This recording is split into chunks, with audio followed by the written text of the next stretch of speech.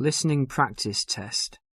Please turn to Section 1 of Listening Practice Test. Section 1.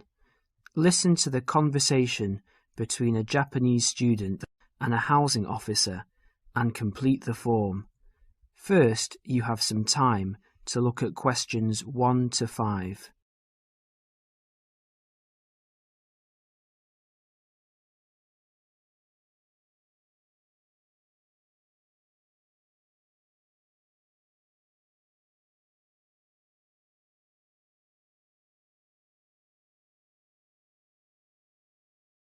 Now we shall begin.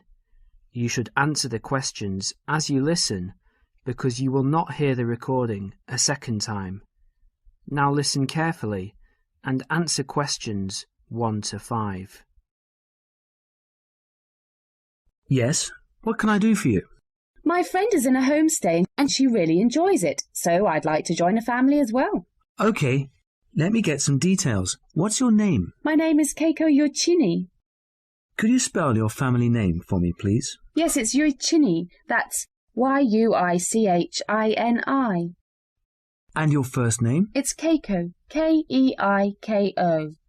That's Keiko Yoichini. Okay. And you're female. And your nationality? I'm Japanese. Right. And could I see your passport, please? Here it is. Okay. Your passport number is JO6337. And you are how old? I'm 28 years old. Now you're living in one of the colleges. Which one? Willow College, Rome 21C. Right, 21C, Willow College. And how long are you planning to stay with Homestay? About 4 months, longer if I like it. And what course are you enrolled in?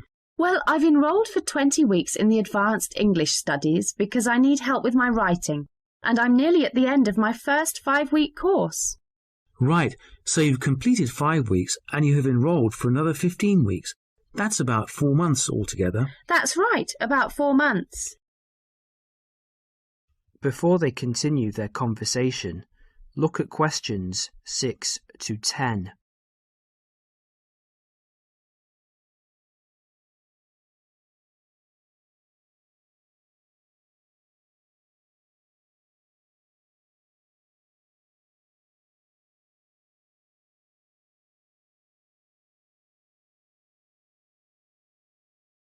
As you listen to the rest of the conversation, complete the form by filling in the numbered spaces 6 to 10.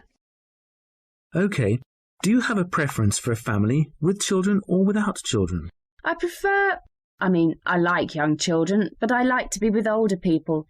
You know, I like someone of my own age. Okay. And do you smoke or drink? No and no. Would you mind being with a family of smokers? Yes, I would.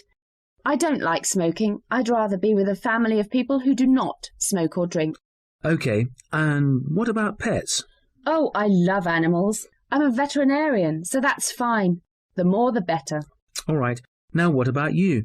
Are you a vegetarian or do you have any special food requirements? No, I'm not a vegetarian, but I don't eat a lot of meat. I really like seafood. And what about your hobbies? I like reading and going to the movies. Do you play any sports? Yes, I joined the handball team, but I didn't like that, so I stopped playing. You know, I played tennis on the weekend with my friends. All right, let's see. Name, age, transport. Are you familiar with the public transport system? No, I'm not really, because I've been living on campus. I've been to the city a few times on the bus, but they're always late. What about the trains? I like catching trains. They're much faster. Well, let's go and check on the computer to see what I've got. Listen, would it be okay to leave this with me? Could you come back after class this afternoon? Yes, of course. I'll check my records and I will give you details this afternoon. Thank you for your help. It's a pleasure. I'll see you this afternoon. Bye. Bye. That is the end of Section 1. You now have half a minute to check your answers.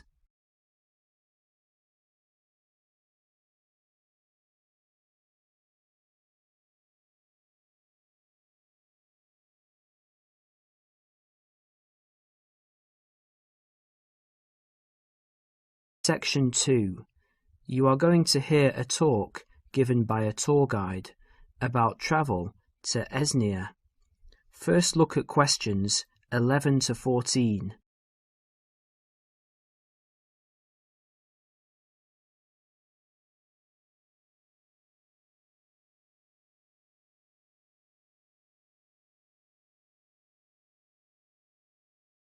As you listen to the first part of the talk, answer questions 11 to 14. Hello everyone. As you know, this agency has specialized in tours and independent travel to Esnia for over 20 years. It's a magnificent place to visit, but it's not always as easy or as comfortable as it might be. So this tour is designed to help you handle the bureaucratic hassles and give you time and energy to enjoy the beauty of this breathtaking country. The first hassle is visas. Nowadays, Esnian visas are needed by almost all nationalities. The normal visa lasts for just 90 days, but a renewal is possible.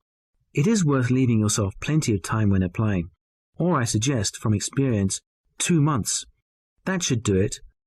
The latest confirmed price is £30, but it should be noted, and a lot of our regular travellers tell us that the price may change without notice and hold up visa processing. So ring up the Esnian embassy and check the price before sending out forms. Now, for those of you who are intending to take Esnia as part of a longer tour and want to wait till you get to another country, do remember that some Esnian consulates in neighbouring countries require you to provide a letter from your own embassy just to confirm your nationality. You can find a list of major embassies throughout the world in the student handbook on page 13. Oh, and one more thing. Check whether you need a multiple entry visa if you're leaving and re-entering Esnia on your tour. Before the talk continues, you will have a chance to look at questions 15 to 20.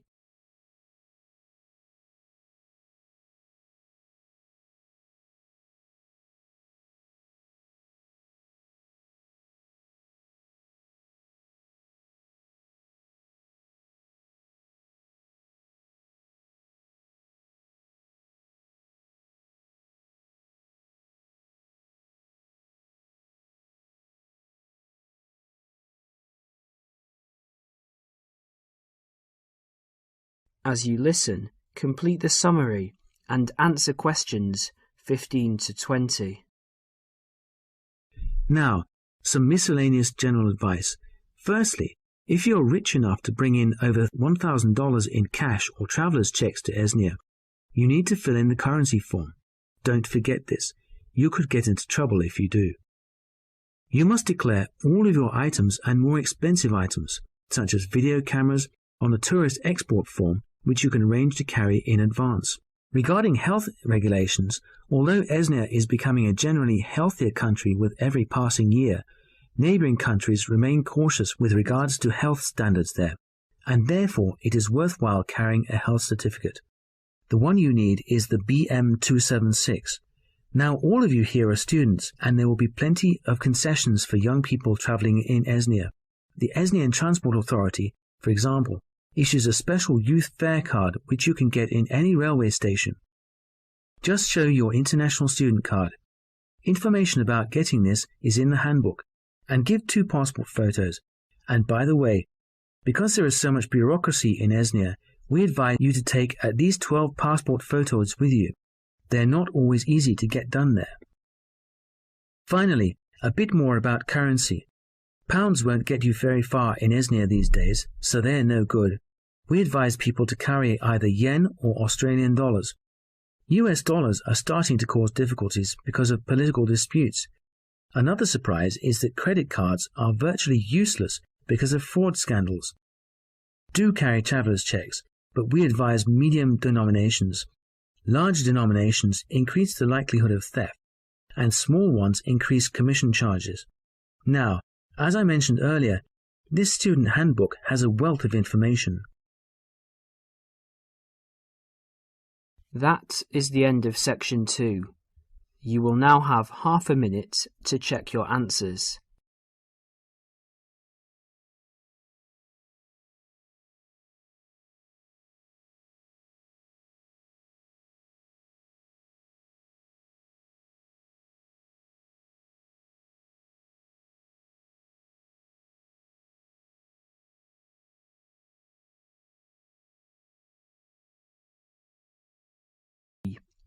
Section 3. In this section, you will hear a discussion about shopping habits. First look at questions 21 to 24.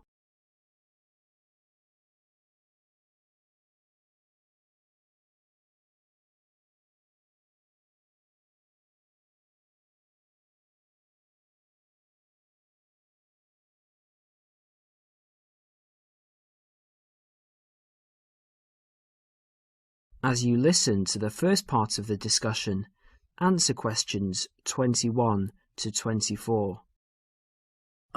Excuse me. I wonder if you'd mind answering a few questions. You see, I'm doing a project. Fine, what's this on? Well, I'm looking at the people's shopping habits. Okay. Can I ask you, first of all, are you a student? Well, I was a student here last year, but since then I've left, and I'm working in a bank now as a cashier. I just came to see a friend. Oh, that's okay. So how often do you go shopping? Oh, I buy a lot of books. Should I exclude books? Oh, if you leave books aside, what about shopping for all of your personal items, study things, and that sort of thing? Okay, because I go to the supermarket almost every day, it seems the other things, I'd say, I tend to do it every other week. And do you spend the same amount each time? I guess so. I only have about £100 a month spare, so I'd probably spend about £50 each time. What sort of shops do you like best? The department store or the small retail outlets? Oh, I like big department stores, so everything's in one place. The weather's so bad, so it's a bit miserable trudging from one little shop to another. Great. What do you find most difficult to buy? What do you mean? Well, what do you have to really search for? What takes you a long time to find? Oh, jeans, definitely. You can get hold of a sweater or a CD in a moment, but with jeans I can spend all afternoon and still not find a pair that fits. Okay, one last question.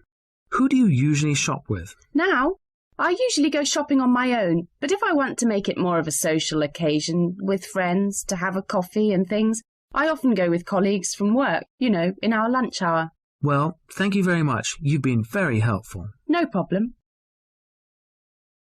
Before the next part begins, you will have a chance to look at questions 25 to 30.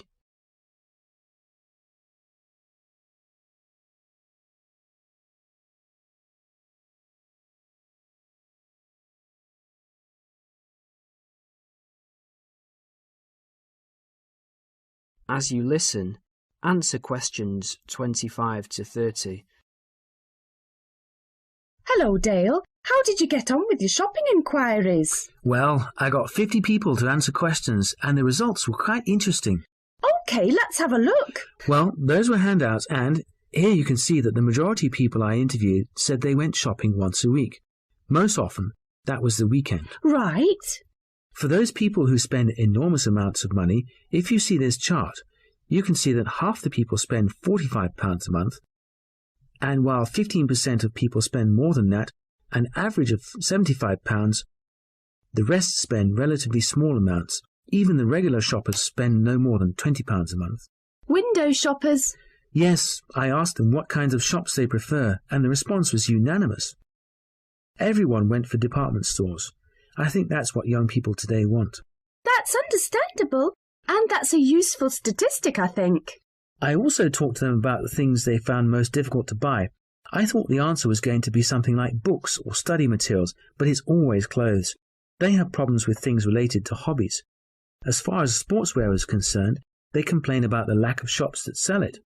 Not many had trouble buying sweaters and things like that, but shoes and trousers were really problematic. Was that, again, because there just isn't enough variety? Yes, they say everywhere they just come across the same styles, so they just give up after a while. I know what they mean. Lastly, I asked them whom they want to shop with. That is the end of section 3. You will now have half a minute to check your answers.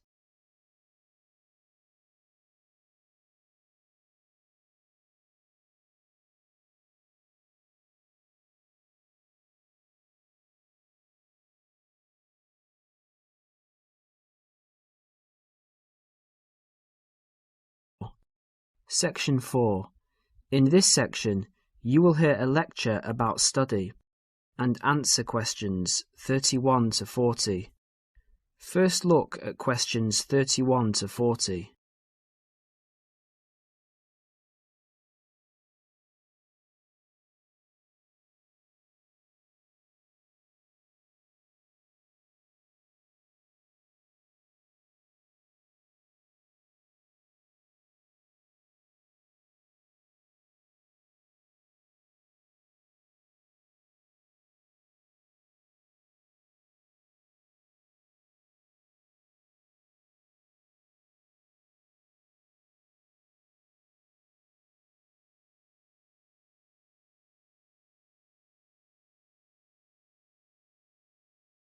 As you listen to the lecture, answer questions 31 to 40. Can anybody hear me? Is this microphone working? Good. Now, welcome everybody to the second of these lectures on successful study at college. Yesterday we looked at housekeeping issues, where to find information, how to use the library computer system, and so on. Today we're going to cover an issue that will be vitally important to you all throughout your time here at college, and that is time management. Hundreds of books have been written about time management, and those of you who are interested in doing some extra reading on the subject are very welcome to see me after the lecture, as I have a book list here and some other useful materials. Now, time management. In the past, this used to mean making a list to plan for every hour of the week and then try to stick to this plan. These days, however, the whole idea of managing time has changed. In fact, if you think about it, you'll find that it's impossible to manage time. It just goes. So what you really need to manage is yourself. To manage yourself effectively, you need to have a clear idea both of what you want to achieve and how to achieve it. In other words, you need to set goals, and you need to move towards achieving these goals in an efficient and systematic way. Most coursework at the college is set by mid-semester, and at the end of the semester usually involves 2 written assignments of between 1,500 and 3,000 words in length. If you look around you at college, you will see that during the first weeks of the term, everyone looks cheerful and focused, followed by a change around week 6, assignment time, when people start to look a bit stressed. The library reports that an increasing number of students become angry when books are not available. So what's happened? Has everybody become suddenly irritable and angry for no reason? Not quite. The reason is that people have not managed their resources well. They have not set priorities for reaching their goals and, as a result, some of them realize they are going to do badly with their assignments. This will not be because they lack intelligence or love of the subject. They will fail because they did not have a clear idea of what they have to do and how long it should take them. Let's step back a minute. What do we mean by establishing goals? Well, basically, it means deciding what you want to achieve. In other words, deciding on the results that you want to achieve. The students that I've mentioned found themselves very stressed, mainly because they have an assignment to do. But they did not fully think through the effect that this would have on their day-to-day life. There's an awful lot of spare time in a day. For example, if you manage to spend some of that time, even just 1 hour, on an activity that helps you with your study, that 1 hour could have a major impact in your course, particularly if you make it a regular habit. I'd like to ask you now to have a look at the planners in your information kits. You will see that there are 3, 1 term planner, 1 weekly planner, and 1 daily planner. The term planner is to help you get an overview of everything that you will need to do for the term. The weekly planner is to help you week by week, and the daily planner will help you with the really detailed planning. Before we go any further, I would like you to make a note in your daily planner right now. I want you to picture how you could make a major difference in your life by spending just 1 hour a day on some activities for the next term. Background reading, for example, or preparing a bibliography. Now imagine the benefit at the end of the term. The term diary and the weekly diary are the most important ones. However, a week is really the shortest time you have to establish an overview of your time for planning purposes. Now you need to set priorities for the term. Work out how you could achieve those priorities and the results that you desire. If you can get into the habit of planning like this, you'll soon find that you've actually had more time than before to spend on relaxation and other activities that you enjoy. Now let's share some of the ideas that you've come up with. I'll divide you up into groups to share your ideas. OK. That is the end of section 4. You will now have half a minute to check your answers.